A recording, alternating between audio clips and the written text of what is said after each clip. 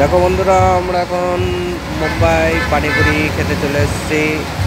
এই রাস্তা দিয়ে ঘুরছি আজকে বিকালের দিকে। ঘুরতে ঘুরতে ভাবলাম যে ভিডিওটি করব। তো করতে করতে ভালো লেগে গেল। এই যে পানিপুরি মানে আমাদের দেশের ফুচকা বলে, তো এখন আমরা খাবো। দেখতে পাচ্ছেন মুম্বাই পানিপুরি মানে দেশের ফুচকা বলা হয়। আমরা এখন এটা টেস্ট করছি।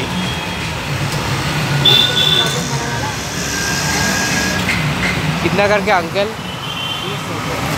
20 रुपया। हाँ, 2 प्लेट दो।